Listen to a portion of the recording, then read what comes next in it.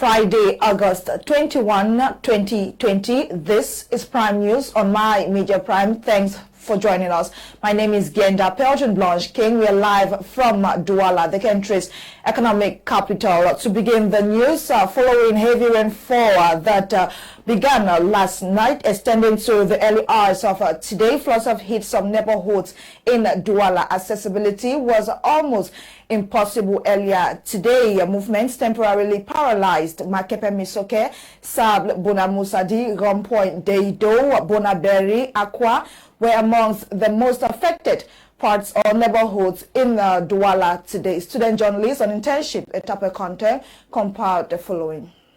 L'eau est sortie de son lit pour retrouver dans les rues et les maisons les habitants de Douala, suite à une pluie torrentielle qui s'est abattue cette nuit sur la cité économique du Cameroun. Comme vous le voyez en image, tout porte à croire que nous sommes au milieu d'un fleuve, mais que non, c'est une route sur le pont de Makepe Misoke, ici à Douala. Le chemin est complètement absorbé par l'inondation. Ceux qui vaquent à leurs occupations ce matin sont cloués sur place. La circulation est quasiment impossible. Les motos et les voitures ne traversent pas. Seuls les piétons s'aventurent.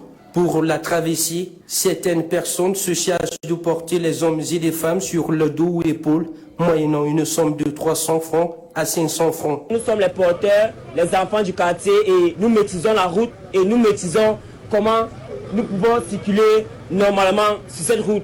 Par contre, d'autres personnes maintenant qui sont de nulle part d'ailleurs et qui veulent traverser, nous les aidons maintenant en les transportant soit sur le dos, soit au cou pour les faire traverser. C'est le même scénario qui se déroule ici, sur le pont de génie militaire, à l'entrée de Bonamoussadi Sable. L'eau a barricadé complètement la route. Cependant, quitter d'un point à l'autre du pont, la synergie est de mise. Les usagers se tiennent entre les mains pour tenter de traverser dans l'eau qui arrive jusqu'au niveau de la poitrine.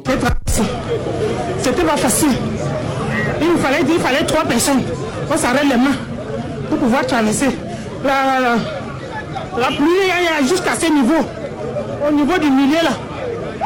Les pieds font mal parce que il fallait faire tout pour pouvoir traverser. Pour d'autres, la planche est le bouclier de guerre pour ne pas être emporté par la fureur de l'eau. Cette inondation a entraîné de nombreux problèmes tels que le retard au travail et l'annulation des rendez-vous chez certains. You see the water don't be now, so we no be cross, don't remain here. We just want to go work, I want to go southwest for work. Now I don't remain now here, so I no be go again. Ces phénomènes d'inondation surviennent dans un contexte de crise sanitaire au Cameroun et partout dans le monde. Chaque année, ces inondations se produisent dans la ville de Douala et causent de nombreux dégâts. Certains expliquent que le manque de drains dans certains endroits est à l'origine de ce phénomène. Ils ont commencé le drainage, bien sûr. Nous avons vu qu'ils ont marqué un pas d'avance sur notre vie. Mais bien après, nous nous rendons compte que ce drainage dont ils ont fait a été plutôt encore un délit. Toutefois, les populations n'attendent plus que le gouvernement réagisse face à ce problème d'inondation qui peut encourager plusieurs maladies telles que le choléra, le paludisme, pourquoi pas le coronavirus. From the littoral region, we move over to the Northwest region. The district medical officer for Menchum Division Northwest region has disclosed that with the ongoing crisis, Womb Health District has suffered major challenges. Health materials are limited and most facilities destroyed. Inhabitants have to manage what is left of the facility. Charles Kebwa in the following reports.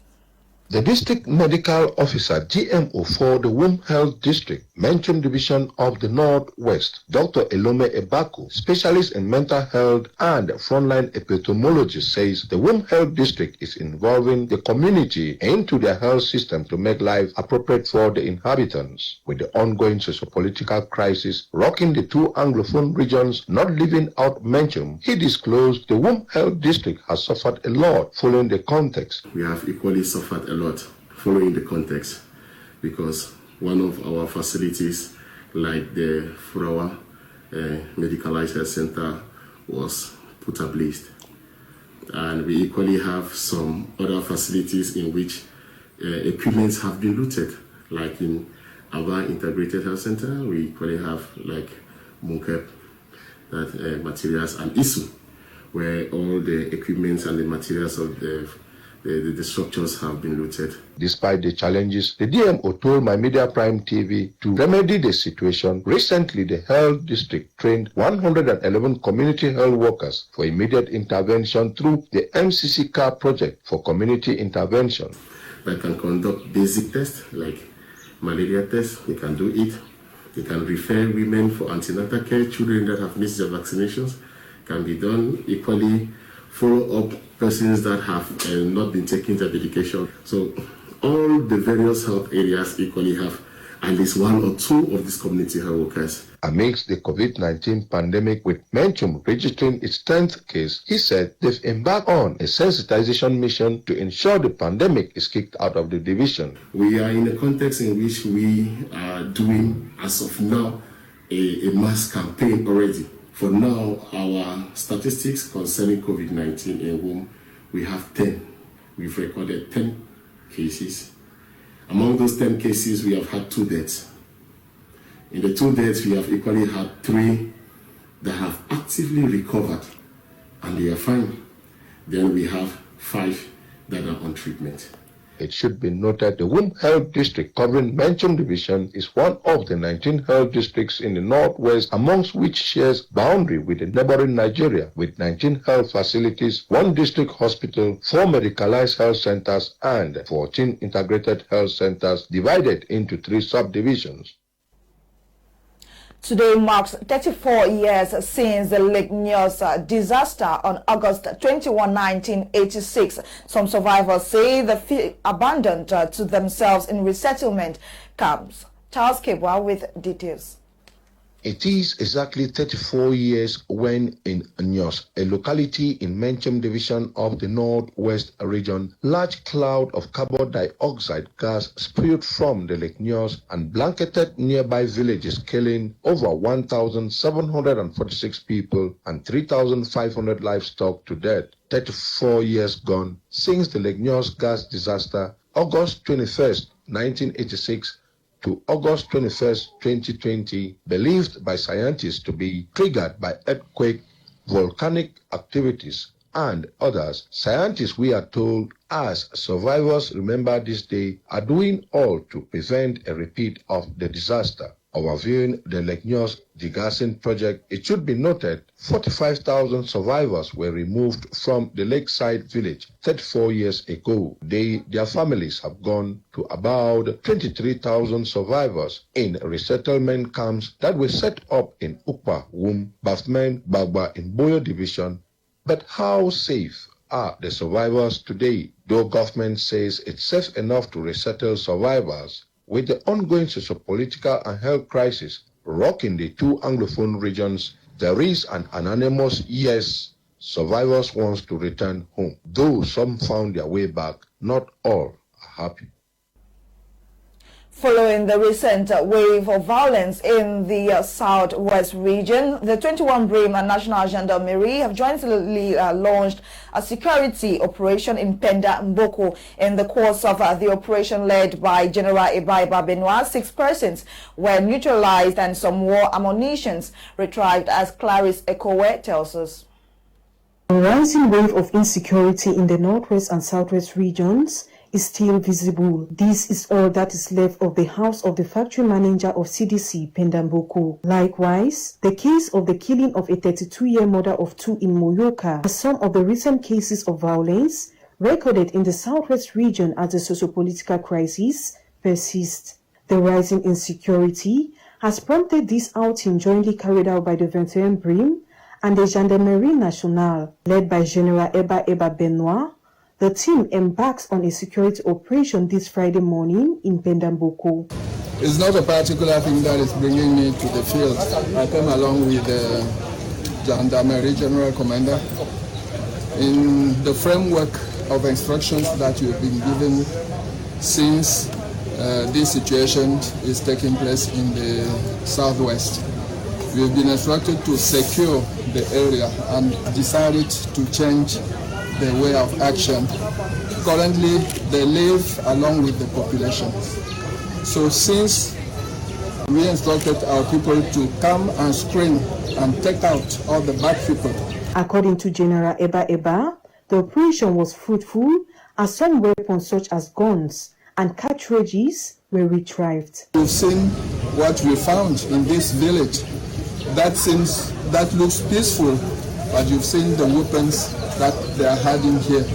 So what we are doing is what we thought, and we must carry out everywhere in this division. Colonel Eyenga Severin, who was also skillful during the operation, outlined the fate of those who were caught with the weapons. Person that give no guilty, but they are suspected. Not guilty, but they are suspected. At least 40 people suspected. So what happens? If they are guilty, they go to court. If they are not guilty, they will be released. The Defense and Security Forces are determined to track down many of such individuals to ensure that calm and serenity reigns in the warring regions. Lawyers in Fako, under the banner of Fako Lawyers Association, have opened and closed an extraordinary General Assembly in Limbe to address and evaluate the recent appointment of magistrates, as well as discuss other pertinent issues affecting the legal profession vis-a-vis the implementation of common law. Reporter Kuma Onorimbo was part of this General Assembly meeting and now tells us more. Lawyers in Fako Division recently held a crisis meeting to evaluate and address the recent appointments in magistracy to find out whether the appointments ties with the cries and worries of lawyers under the common law jurisdiction.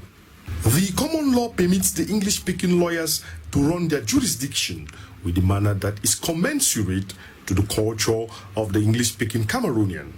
During the major national dialogue and other meetings held within the government circle, it was agreed that the common law should be respected. It is rather unfortunate and disrespectful to realize that the government still appoints civil law magistrates and judges to courts in Anglophone regions whose trainings does not match that of the common law and the way of life of the English-speaking. Going by the president of FACLA, the overbearing nature of the French-speaking judges and civil law magistrates appointed to courts in the Anglophone regions has a negative impact to the jurisdiction. One of the principal concerns since the outbreak of the Anglophone crisis was to respect the bijural nature of Cameroon. The lawyers equally denounced the fact that Fako Division in particular and the Southwest region at large registers the highest number of French-speaking magistrates, with Tico and Limbe as case studies. If the common law is to be practiced here, it can only be practiced by common law trained judges and magistrates. We find ourselves in a situation where we still have judges and magistrates manning these courts. For example, we have the State Council of Tico and the area of Anglophones. French-speaking, in the latest appointment, it is inconceivable that after the Grand National Dialogue and after the law of special status, we still have to be reasoning in a different manner. The General Assembly gave the opportunity to the lawyers to provide legal assistance to a member of the association who was intercepted by law enforcement officers investigating on the Tico incident, which led to the death of 2 children searching snails in the night with locally made torchlights. We have been at the gendarmerie for the past 24 hours trying to release a lawyer who, in carrying out his job, has been detained. And they keep on turning us around. At midday today, they have given orders, okay, they should grant us bail. Fako lawyers regrets the demeaning nature in which lawyers are treated and fear the situation may degenerate. Edith Kawala, leader of Mothers of the Nation, has condemned recent violent attacks in the restive regions, brutal executions of men, women and children coupled with other atrocities. This was during a press conference organized earlier today in Douala. Let's now get an excerpt from Edith Kawala. The reason the increased violence that we are seeing in the northwest and southwest of Cameroon and also in the extreme north of the country. Not only are we seeing an increase in violence, we are also seeing a very horrific type of violence which is being visited upon the population in these regions where there is conflict. The type of violence that violates our dignity as human beings. And women from these regions have contacted us and asked us, what are you doing? What are you doing for this violence to stop? So, we have been communicating since 2016 on the importance of ending the violence in the Northwest and Southwest. We have been communicating since 2013 on ending the violence in the extreme north. Government has not listened. When you have spoken to somebody, you have told them what it is that they should do, and they make no attempt, government has made no attempt at the non-violent means which we have been crying for from day one of it. We ask that those who have committed no violent acts, who were protesting non-violently in 2017, be released to go back to their homes and villages. We have asked that dialogue be put into place, a process of dialogue. When we were talking about dialogue in 2017, it was dialogue between a few people. Today, government has allowed this situation to completely deteriorate to the point where today, if we are talking about dialogue, we are talking about dialogue on the ground, village by village, district by district, division by division, to be able to get some solutions. So we say today, government must start a process where we sit down with people, discuss what is happening in their communities, and say, these are the measures being put in place for ceasefire. And this is how the population itself must contribute to ending the guns. The women have been very clear. They want no more guns. They do not want the guns of the army. They do not want the guns of the amber. The population is caught between the guns of these people. 2 armed bandits from a gang of 5 have been arrested at the Mabanda neighborhood in Douala. Chiakolis and Dependant Toll are currently in custody, and investigations have been opened to apprehend the remaining members of the gang. Dolly Gonde completes the story. With an increase in crime wave around the Bonaberi neighborhood here in Douala, plus the regular complaints launched by denizens of this vicinity about the recurrent crimes committed against humanity, including loss of property, some 2 bandits, Charles Collins, aged 32, and Dependant Toll, 28, have been apprehended by elements of the National Gendarmerie unit in Mabanda lately. For over a month and a half, the members of the National Gendarmerie units in Mabanda had been into intense security checks to curb this high crime wave, in which a notorious gang of 5 had been identified, with 2 of its members now in custody. Environ 1 mois et demi, nous avons constaté la recrudescence du grand banditisme dans la circonscription de Bonaberi en général et de Mabanda en particulier. Nous avons reçu plusieurs plaintes de certains individus victimes des intentions de certains individus. Après enquête, nous avons pu identifier un groupe de 5 individus qui ne cessent de cumuler les acteurs de la circonscription de Bonaberi en spoliant, n'est-ce pas, la population de ces biens. Ceci dit, nous avons mis sur pied la haute hiérarchie militaire déjà au niveau du littoral par la voie du collégien littoral, chef de corps de la gendarmerie, nous a instruit de mettre tout en œuvre pour interpeller les concernés.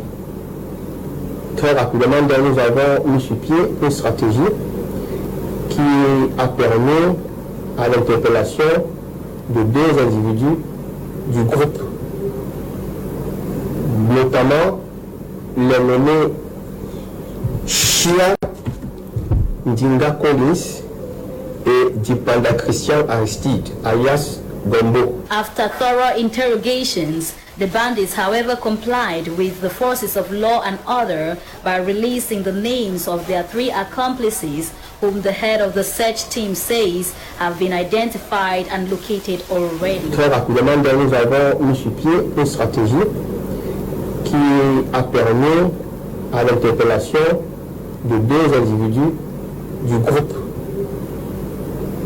notamment le nommé Chia Ndinga Collins et Dipanda Christian Aristide, alias Gombo.